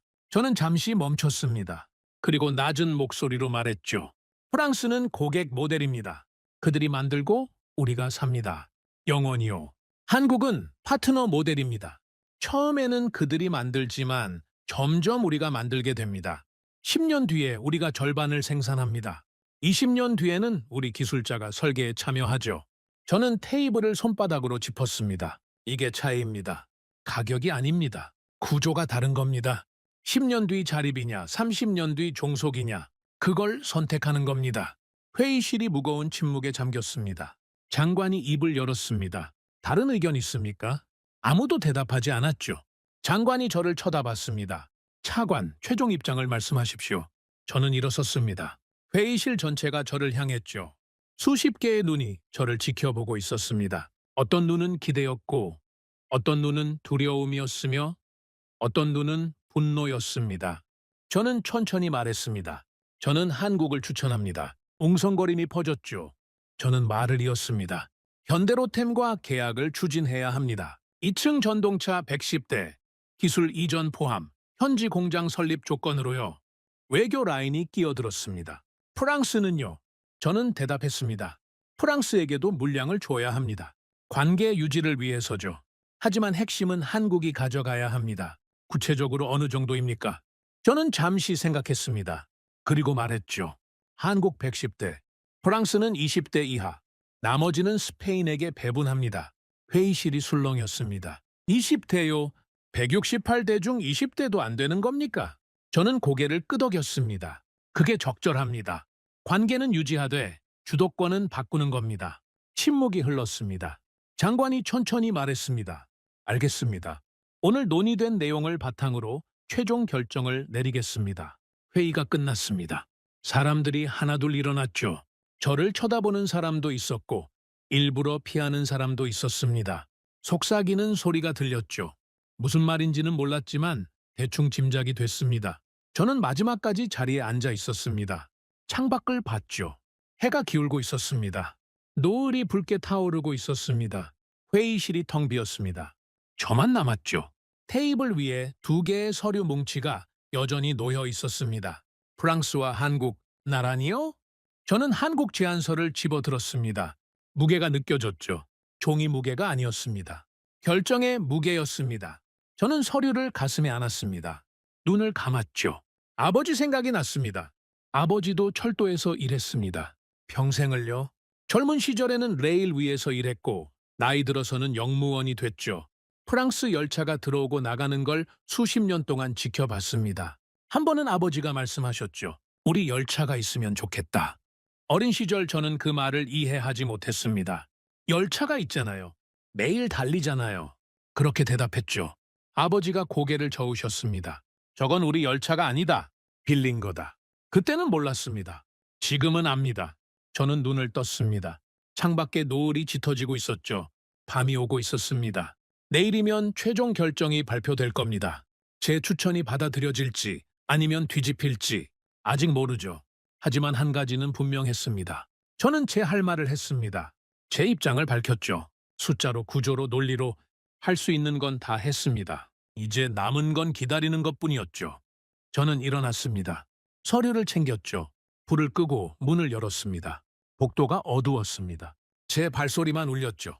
걸으면서 생각했습니다. 되돌아갈 수 있을까? 아니요, 없습니다. 이미 선을 넘었죠. 회의실에서 제 입장을 밝힌 순간 되돌아갈 길은 사라졌습니다. 이제 앞으로 가는 수밖에 없습니다. 어둠 속을 걸으면서 저는 중얼거렸습니다. 아버지, 우리 열차가 생길지도 모릅니다. 서명식 전날 밤이었습니다. 전화가 멈추지 않았죠. 사무실 전화, 개인 휴대폰, 심지어 집 전화까지.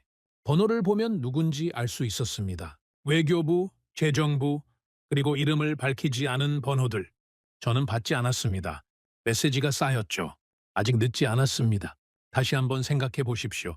프랑스와 다시 얘기해 볼 수 있습니다. 저는 메시지를 읽고 화면을 껐습니다. 창밖을 봤죠. 카사블랑카의 밤이었습니다. 불빛들이 반짝이고 있었습니다. 저 불빛 아래 수백만 명이 살고 있죠. 내일 아침이면 그들 중 66만 명이 열차를 탑니다. 낡은 객체 몸을 싣고 출근하죠. 그 열차가 바뀔 겁니다. 제가 내일 서명하면요. 전화가 또 울렸습니다. 저는 쳐다보지도 않았죠. 대신 책상 위에 놓인 서류를 봤습니다. 내일 서명할 계약서였죠. 두꺼운 문서 뭉치, 수백 페이지. 저는 한 장 한 장 다시 넘겼습니다. 몇 번이나 읽은 문서였죠. 기술 이전 조항, 현지 생산 일정, 금융 조건, 위약금 규정. 모든 문장을 외울 정도였습니다. 하지만 다시 읽었죠. 마지막으로 확인하고 싶었습니다. 빠진 게 없는지, 구멍이 없는지, 제가 놓친 게 없는지. 밤이 깊어갔습니다. 시계를 봤죠. 새벽 2시였습니다. 잠이 오지 않았습니다. 커피를 마셨지만 소용없었죠. 머릿속이 복잡했습니다. 생각이 꼬리를 물었습니다. 내가 옳은 걸까? 틀린 건 아닐까? 만약 실패하면 어떻게 되지? 두려웠냐고요. 솔직히 말씀드리겠습니다. 두려웠습니다. 13조 원입니다. 168대의 열차죠. 월드컵의 성패가 걸려 있습니다. 수천 명의 일자리, 국가의 체면, 앞으로 30년의 철도 구조. 그 모든 게 내일 제 손에 달려 있었죠. 한 사람이 지기엔 너무 무거운 짐이었습니다. 하지만 누군가는 져야 했죠. 그게 저였습니다. 저는 눈을 감았습니다. 깊이 숨을 들이쉬었죠. 그리고 내쉬었습니다. 아무도 제 결정을 대신해주지 않습니다. 그게 책임자의 자리였죠. 영광이 아니라 고독, 권력이 아니라 무게. 30년 동안 철도를 해오면서 배운 거였습니다. 결국 마지막 순간에는 혼자입니다. 새벽이 밝아왔습니다. 저는 잠을 자지 못했죠. 샤워를 하고 양복을 입었습니다. 거울을 봤습니다. 눈 밑에 그늘이 졌더군요. 피곤해 보였습니다. 하지만 눈빛은 흔들리지 않았죠. 오늘입니다. 차가 왔습니다. 서명식장으로 향하는 길이었죠. 뒷좌석에 앉았습니다. 창밖으로 아침 풍경이 스쳐 지나갔습니다. 출근하는 사람들, 달리는 차들, 평범한 아침이었죠. 하지만 저에게는 평범하지 않았습니다. 운전기사가 말을 걸지 않았습니다. 분위기를 읽은 것 같았죠. 차 안은 조용했습니다. 엔진 소리만 들렸습니다. 그때 휴대폰이 울렸습니다. 보좌관이었죠? 차관님, 프랑스 측에서 연락이 왔습니다. 저는 대답하지 않았습니다. 마지막 제안을 보내왔습니다. 급하게 검토해달라고 합니다. 저는 한숨을 쉬었죠. 보내라고 하십시오. 잠시 뒤 문서가 도착했습니다. 휴대폰 화면에 파일이 떴죠. 저는 열어봤습니다. 프랑스 최종 수정안. 가격을 또 낮췄더군요. 금융 조건도 한 번 더 개선했습니다. 숫자만 보면 나쁘지 않았죠. 저는 스크롤을 내렸습니다. 기술 이전 조항으로 갔죠. 그대로였습니다. 핵심 도면 공개 불가. 소스코드 접근 제한적. 현지 생산 조립 공정의 한정. 한 글자도 안 바뀌었습니다. 저는 휴대폰을 내려놓았습니다. 역시나였죠. 프랑스는 끝까지 바뀌지 않았습니다. 가격은 깎아줄 수 있었죠. 마진을 줄이면 되니까요. 하지만 지배 구조는 절대 양보하지 않았습니다. 그게 그들의 본질이었죠. 저는 창밖을 봤습니다. 확신이 생겼습니다. 이 선택이 옳다. 서명식장에 도착했습니다. 차에서 내렸죠. 건물 앞에 사람들이 모여 있었습니다. 기자들이었죠. 카메라 플래시가 터졌습니다. 마이크가 들이밀어졌습니다. 차관님, 오늘 결과가 어떻게 됩니까? 프랑스가 유력하다는 소문이 있는데요. 한국 측과 협상이 진행 중이라던데 사실입니까? 저는 아무 말도 하지 않았습니다. 고개만 살짝 숙이고 건물 안으로 들어갔죠. 복도를 걸었습니다. 발소리가 울렸죠. 심장이 뛰었습니다. 평소보다 빠르게요. 손바닥에 땀이 났습니다. 긴장되지 않는다면 거짓말이었죠. 하지만 발걸음은 멈추지 않았습니다. 회의실 문 앞에 섰습니다. 잠시 멈췄죠. 눈을 감았습니다. 깊이 숨을 들이쉬었습니다. 그리고 내쉬었죠. 문을 열었습니다. 회의실 안이 보였습니다. 사람들로 가득했죠. 정부 관계자, 기업 대표, 외국 협상단, 기자들, 수십 명이 테이블 주변에 앉아 있었습니다. 카메라가 줄지어 서 있었죠. 플래시가 터질 준비를 하고 있었습니다. 모든 시선이 저를 향했습니다. 저는 천천히 걸어 들어갔습니다. 자리에 앉았죠. 테이블 위에 계약서가 놓여 있었습니다. 두꺼운 문서 뭉치. 펜이 그 옆에 있었죠. 분위기가 이상했습니다. 웅성거림이 있었죠. 속삭이는 소리가 들렸습니다. 사람들이 서로 눈짓을 나누고 있었습니다. 뭔가 느껴졌죠. 모두가 프랑스를 예상하고 있었습니다. 기자들의 질문, 관계자들의 태도, 분위기 전체가 그랬죠. 70년 동안 그래왔으니까요. 이번에도 프랑스가 당연한 선택이라고 믿고 있었습니다. 저는 테이블 건너편을 봤습니다. 프랑스 대표단이 앉아 있었죠. 양복이 반듯했습니다. 표정에 여유가 있었습니다. 미소를 띤 얼굴이었죠. 승리를 확신하는 표정이었습니다. 그 옆에 한국 대표단이 있었습니다. 그들의 표정은 달랐죠. 긴장이 보였습니다. 하지만 눈빛은 흔들리지 않았습니다. 저를 똑바로 쳐다보고 있었죠. 장관이 일어섰습니다. 오늘 역사적인 계약을 체결합니다. 카메라 플래시가 터졌죠. 모로코 플랜 레일 사업의 첫 번째 계약입니다. 통근 전동차 168대 도입 사업이죠. 오랜 검토와 협상 끝에 최종 결정을 내렸습니다. 회의실이 조용해졌습니다. 모든 눈이 장관을 향했죠. 장관이 저를 쳐다봤습니다. 차관이 서명하겠습니다. 저는 일어섰습니다. 다리가 떨렸죠. 아니, 솔직히 말하겠습니다. 온몸이 떨렸습니다. 하지만 표정은 유지했습니다. 30년 경력이 그 정도는 가르쳐줬죠. 테이블 앞으로 걸어갔습니다. 계약서가 놓여 있었습니다. 펜이 그 옆에 있었죠. 저는 펜을 집어들었습니다. 무거웠습니다. 펜 무게가 아니었죠. 결정의 무게였습니다. 손끝이 떨렸습니다. 머릿속에 장면들이 스쳐 지나갔죠. 70년 전 계약서, 아버지 세대가 서명했던 문서, 같은 구조, 같은 문장, 같은 종속, 프랑스 협상단의 얼굴, 우리가 아프리카 최초 고속철도를 만들어줬다던 그 말투, 내려다보는 눈빛, 한국 대표의 목소리. 20년 전 우리가 그 자리였습니다. 당신들 심정을 압니다. 회의실의 침묵. 당신 경력은 여기서 끝이요. 책임은 누가 집니까? 새벽의 고독. 아무도 제 결정을 대신해주지 않습니다. 저는 눈을 떴습니다. 계약서를 봤죠. 첫 페이지 상단에 이름이 적혀 있었습니다. 현대로템. 저는 펜을 움직였습니다. 서명했습니다. 획 하나하나가 느리게 느껴졌죠. 제 이름이 종이 위에 새겨졌습니다. 압델카림 엘마히데우, 모로코 철도 정차관. 펜을 내려놓았습니다. 회의실이 정적에 잠겼습니다. 아무도 말하지 않았죠. 박수도 없었습니다. 탄성도 없었습니다. 그저 침묵만 흘렀습니다. 저는 고개를 들었습니다. 프랑스 대표단을 봤죠. 그들의 표정이 굳어 있었습니다. 미소가 사라졌죠. 얼굴이 창백해졌습니다. 서로를 쳐다보고 있었습니다. 믿을 수 없다는 표정이었죠. 한국 대표단을 봤습니다. 그들도 움직이지 않았죠. 하지만 눈빛이 달랐습니다. 안도와 긴장이 섞여 있었습니다. 아직 실감이 안 나는 것 같았죠. 기자들이 웅성거리기 시작했습니다. 한국이요? 현대로템이요? 프랑스가 아니고요. 플래시가 터졌습니다. 셔터 소리가 쏟아졌죠. 질문이 날아왔습니다. 차관님, 왜 한국입니까? 프랑스와의 관계는 어떻게 됩니까? 이 결정의 배경이 뭡니까? 저는 마이크 앞에 섰습니다. 회의실이 조용해졌죠. 모든 눈이 저를 향했습니다. 카메라가 저를 비추고 있었습니다. 저는 천천히 말했습니다. 이번 계약은 단순한 구매가 아닙니다. 목소리가 울렸죠. 우리는 열차를 사는 게 아닙니다. 미래를 사는 겁니다.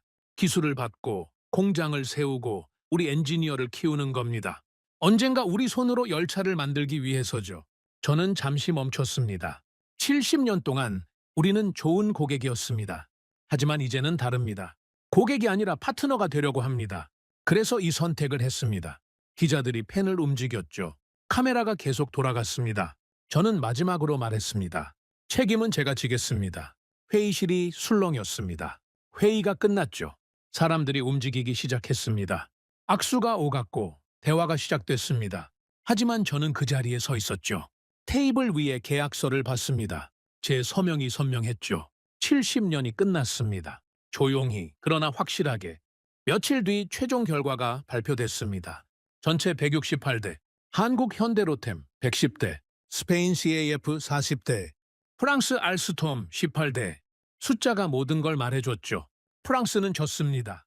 70년 종주국이 168대 중 18대만 받았죠. 10%가 조금 넘는 물량이었습니다. 언론이 들끓었습니다. 70년 철도 종주국 모로코에서 밀려나다. 한국 아프리카 철도 시장 대격변. 프랑스의 굴욕, 현대로템의 승리. 헤드라인이 쏟아졌죠. 프랑스 측은 공식 항의를 하지 않았습니다. 하지만 불쾌함은 감추지 못했죠. 외교 채널을 통해 유감이 전달됐습니다. 조용한 분노였습니다. 저는 신경 쓰지 않았습니다. 결정은 내려졌죠. 돌이킬 수 없었습니다. 그리고 돌이킬 생각도 없었습니다. 그날 밤 저는 사무실에 혼자 앉아 있었습니다. 창밖을 봤죠. 카사블랑카의 야경이 보였습니다. 불빛들이 반짝이고 있었습니다. 저는 담배를 꺼냈습니다. 불을 붙이지는 않았죠. 그냥 손에 들고 있었습니다. 끝났습니다. 아니, 시작됐죠? 서명은 끝이 아니었습니다. 시작이었죠? 이제부터가 진짜였습니다. 열차가 들어오고 공장이 세워지고 기술이 이전되는 과정. 그 모든 게 제대로 되는지 지켜봐야 했습니다. 하지만 오늘만큼은 쉬고 싶었습니다. 저는 의자에 등을 기댔습니다. 눈을 감았죠. 아버지 목소리가 들리는 것 같았습니다. 우리 열차가 있으면 좋겠다. 저는 속으로 대답했습니다. 이제 생길 겁니다. 계약이 끝나고 몇 달이 지났습니다. 서류상의 약속이 현실이 되기 시작했죠. 처음으로 변화가 느껴진 건 공장 부지 소식이었습니다. 카사블랑카 외곽에 땅이 확정됐죠. 현대로템과 모로코 정부가 합작으로 제조 시설을 세우기로 했습니다. 뉴스에 헤드라인이 떴죠. 모로코 최초 철도 차량 공장 착공 확정. 저는 그 기사를 읽으면서 생각했습니다. 진짜 되는구나. 솔직히 말씀드리겠습니다. 계약서에 서명할 때도 반신반의했습니다. 한국이 좋은 말을 많이 했죠. 기술 이전, 현지 생산, 엔지니어 교육. 하지만 말은 말이고 현실은 현실입니다. 서명하고 나면 태도가 바뀌는 경우를 많이 봤으니까요. 그런데 한국은 달랐습니다. 약속한 대로 움직이기 시작했죠. 공장 설계가 진행됐고 장비 반입 일정이 잡혔으며 현지 인력 채용 공고가 나갔습니다. 종이 위에 문장들이 하나씩 현실이 되고 있었습니다. 착공식 날이었습니다. 저는 현장에 갔죠. 카사블랑카 외곽의 넓은 땅이었습니다. 아직 건물은 없었습니다. 빈 땅에 포클레인 몇 대가 서 있었죠. 바람이 불었습니다. 먼지가 날렸죠. 초라해 보였습니다. 하지만 저는 달리 봤죠. 이 빈 땅에서 열차가 만들어질 겁니다. 모로코 노동자들이 부품을 조립하고 모로코 엔지니어들이 품질을 검사하죠. 우리 손으로요. 삽을 들었습니다. 첫 삽을 떴죠. 카메라 플래시가 터졌습니다. 저는 웃지 않았습니다. 아직 웃을 때가 아니었죠. 시작일 뿐이었으니까요. 몇 달이 더 지났습니다. 공장 건물이 올라가기 시작했죠. 철골 구조물이 세워졌습니다. 벽이 생기고 지붕이 덮였습니다. 매주 현장을 방문할 때마다 모양이 달라져 있었죠. 그리고 사람들이 들어오기 시작했습니다. 모로코 젊은이들이었죠. 20살, 30살. 기술을 배우러 온 청년들이었습니다. 그들은 한국에서 온 엔지니어들과 함께 일했습니다. 처음에는 통역이 필요했죠. 언어가 달랐으니까요. 하지만 기술의 언어는 같았습니다. 도면 앞에서는 말이 필요 없었죠. 한국 엔지니어가 손짓으로 설명했습니다. 모로코 청년이 고개를 끄덕였죠. 공구를 들고 작업을 시작했습니다. 저는 그 장면을 지켜봤습니다. 프랑스 시절에는 볼 수 없던 장면이었죠. 프랑스 기술자들은 우리를 가르치지 않았습니다. 고장이 나면 그들이 와서 고쳤죠. 우리 엔지니어들은 옆에 서서 구경만 했습니다. 손도 못 대게 했죠. 물어보면 대답을 피했습니다. 기술은 그들만의 것이었습니다. 한국은 달랐습니다. 가르쳤죠. 설명했습니다. 질문하면 답했고 실수하면 고쳐줬습니다. 우리 엔지니어들이 직접 손을 대게 했죠. 정비 매뉴얼이 번역됐습니다. 프랑스어가 아니었죠. 아랍어였습니다. 우리 언어로 된 기술 문서가 처음 생긴 겁니다. 엔지니어들이 그 매뉴얼을 들고 공부했습니다. 저는 그걸 보면서 생각했습니다. 이게 기술 이전이구나. 문서를 주는 게 아니라 사람을 키우는 거구나. 1년이 지났습니다. 첫 번째 열차가 조립됐습니다.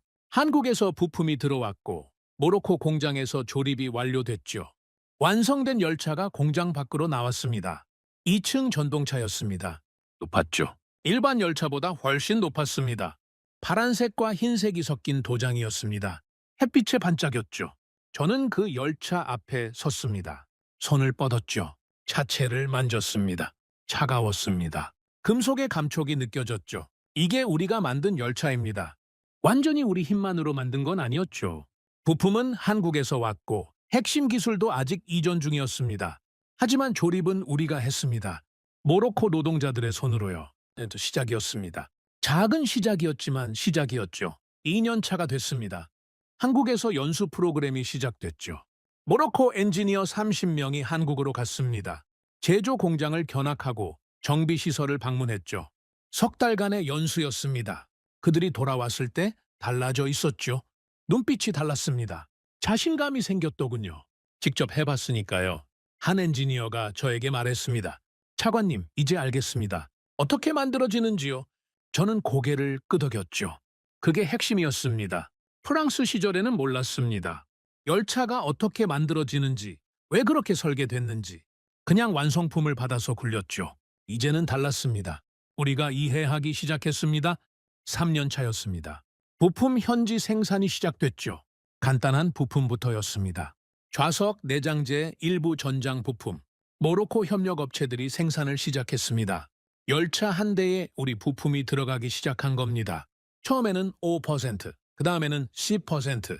조금씩 비율이 올라갔죠. 구매국에서 생산국으로. 종이 위의 문장이 현실이 되고 있었습니다. 소문이 퍼지기 시작했습니다.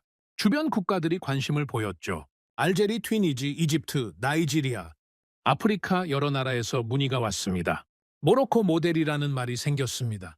단순히 열차를 사는 게 아니라 기술을 받고 공장을 세우는 모델, 고객에서 생산자로 바뀌는 모델, 그게 주목받기 시작했죠. 저는 생각했습니다. 이건 모로코만의 계약이 아니다. 하나의 선례가 된 겁니다. 아프리카 다른 나라들도 이제 요구할 수 있죠. 프랑스식 종속 모델이 아니라 파트너십 모델을요. 프랑스는 조용했습니다. 공식 항의는 없었죠. 하지만 불편함은 느껴졌습니다. 그들은 알고 있었습니다. 70년 동안 지배했던 구조가 무너지고 있다는 걸요. 지배자는 소리치지 않습니다. 밀려날 뿐이죠. 어느 날이었습니다. 공장을 방문했죠. 한쪽에서 회의가 진행되고 있더군요. 테이블에 도면이 펼쳐져 있었습니다. 한국 엔지니어 2명과 모로코 엔지니어 4명이 앉아 있었죠. 모로코 엔지니어가 도면을 가리키며 뭔가 말하고 있었습니다. 그리고 펜을 받아 도면 위에 직접 뭔가를 그렸습니다. 저는 가슴이 뜨거워졌습니다. 우리 엔지니어가 설계에 참여하고 있었습니다. 도면을 보는 게 아니라 그리고 있었죠. 프랑스 시절에는 상상도 못할 일이었습니다. 그때 우리는 도면을 볼 수도 없었죠. 저는 조용히 그 자리를 떠났습니다. 이게 내가 원했던 거다. 열차가 아니었습니다. 능력이었죠. 스스로 만들 수 있는 능력. 그게 진짜 목표였습니다. 사무실로 돌아왔습니다. 창가에 섰죠. 해가 지고 있었습니다. 노을이 붉었습니다. 저는 젊은 시절을 떠올렸습니다. 30년 전 저도 레일 위에서 시작했죠. 프랑스 글자가 새겨진 열차가 지나가는 걸 봤습니다. 빠르고 웅장했습니다. 언젠가 우리도 저런 걸 만들 수 있을까? 그때는 막연한 꿈이었죠. 불가능해 보였습니다. 30년이 지났습니다. 이제 우리 공장이 있습니다. 우리 엔지니어가 있죠.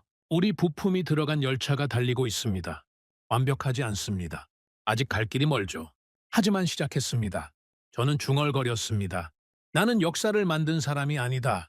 다만 역사가 바뀌는 순간에 도망치지 않은 사람이다. 책상 위에 아버지 사진이 있었습니다. 영무원 제복을 입고 서 있는 젊은 시절 아버지.